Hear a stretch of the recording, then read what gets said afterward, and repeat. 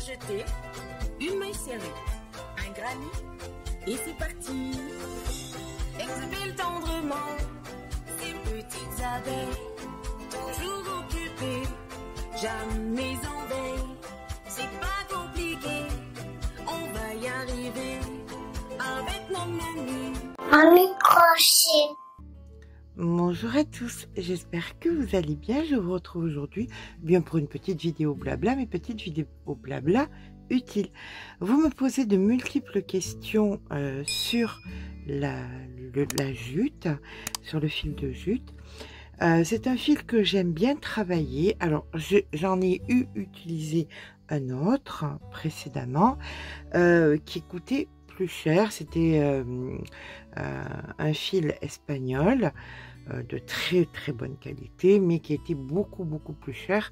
Et, si vous faites une règle de 3, quasiment 2 fois plus cher. Alors c'était du très bon fil.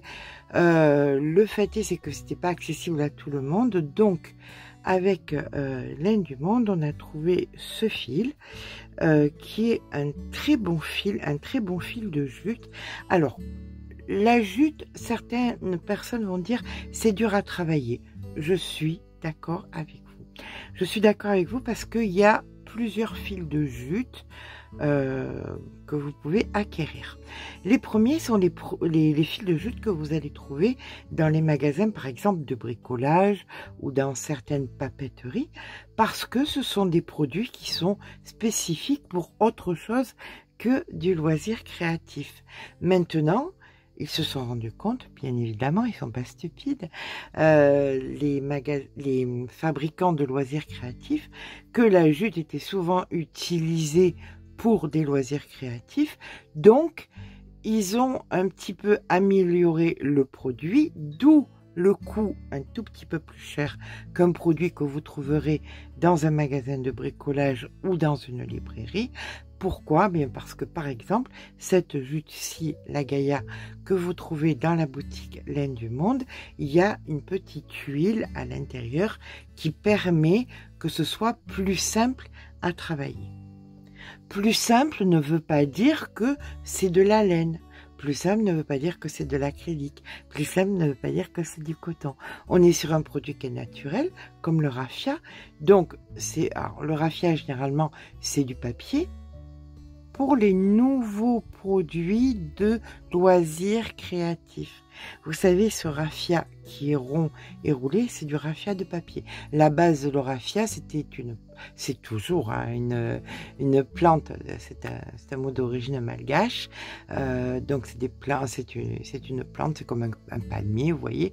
Et donc voilà. Donc tous ces produits, comme ce sont des produits naturels, bien évidemment, s'il n'y a pas une petite modification faite pour le loisir créatif, comme le raffia qui est plus roulé, plus fin pour le travailler plus facilement pour le loisir créatif. Là, la jute, si elle n'est pas additionnée à quelque chose, comme par exemple de l'huile, c'est plus compliqué à travailler. Mais parce que c'est des produits naturels, c'est pas à la base fait exprès, vous voyez ce que je veux dire? C'est nous qu'on a détourné ça, donc pour du loisir créatif. Alors, souvent, on me demande où est-ce que je peux trouver de la jute de bonne qualité. Alors, comme je vous dis, après, vous faites ce que vous voulez. Hein. Je suis pas là pour vous dire de faire ci ou de faire ça. Mais dans la logique, si vous utilisez de la jute qui vient de magasins de bricolage, elle n'est pas vraiment traitée, ou de librairie, elle est pas, c'est fait pour empaqueter. Donc, c'est pas spécialement fait pour du loisir créatif.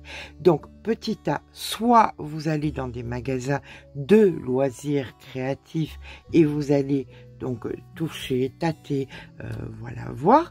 Ne vous attendez pas, comme je vous dis non plus, à un produit qui soit hyper souple comme de la laine, de la laine ou du coton, c'est impossible puisque ce n'est pas fait avec les mêmes matériaux. Comme je vous dis, c'est à la base c'est une écorce, donc c'est pour ça que c'est un petit peu rugueux. Mais comme c'est traité pour les loisirs créatifs, c'est quand même plus simple à travailler. Maintenant, on est à l'ère où on travaille, on achète tout sur Internet, donc je ne peux que vous dire, soit vous achetez au hasard et vous essayez, soit vous faites confiance aux personnes qui vous les proposent. Vous voyez la façon dont elle le travaille, si ça semble simple. Moi, des fois, je vois des vidéos où je vois que la personne galère. Je me dis que le produit ne doit pas être topissime, ou alors c'est des produits qui ne sont pas faits exprès pour les loisirs créatifs. Voilà. Donc, quand vous voulez acheter de la jute, où vous allez et vous tâtez directement en magasin ou dans des magasins spécialisés, genre Cultura, tout ça, soit, eh bien, écoutez, vous faites confiance à vos petites youtubeuses qui font de leur mieux pour trouver les meilleurs produits et au meilleur prix. C'est surtout ça. Les autres questions que vous m'avez posées, est-ce qu'on peut le laver? Oui, on peut le laver, mais pourquoi je vous dis oui? Parce que quand je vous ai fait des éponges, vous savez, pour vous laver avec, ça serait stupide que je vous dise non, on peut pas le laver, puisqu'on fait des gratounettes pour se laver des fleurs de douche fait avec. Donc ça serait stupide de vous dire que c'est pas possible. Oui, c'est possible, mais qu'est-ce qu'on remarque après avoir lavé de la jute? C'est que premièrement, ça rétrécit un petit peu. Et puis deuxièmement, c'est très long à sécher. Donc, si vous faites un sac ou des coussins pour l'extérieur ou des tapis ou quoi, je vous propose plutôt avec une brosse de bien frotter pour enlever les petites saletés qu'il pourrait y avoir, le tapis comme un tapis, hein, tout ça, tout simplement. Mais vous pouvez le laver, bien évidemment. Laissez-le surtout bien sécher. Alors, certaines me parlent de l'odeur. Alors, effectivement, ils ont rajouté pour les fils spéciaux loisirs créatifs un petit peu d'huile pour que ce soit plus facile à travailler. Au niveau de l'odeur, oui, c'est un produit naturel, donc il peut y avoir une petite odeur, mais sincèrement,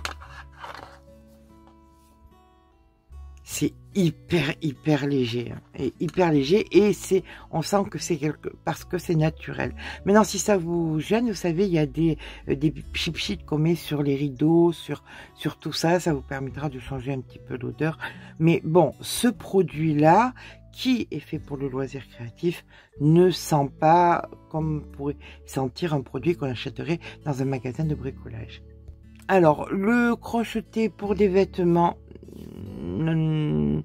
non, c'est quand même assez rugueux, c'est un petit peu compliqué. Maintenant, vous faites un petit peu ce que vous voulez aussi. N'hésitez pas à utiliser votre côté créatif et à, par exemple, le mélanger avec du coton. Vous faites un panier et vous crochetez avec du coton.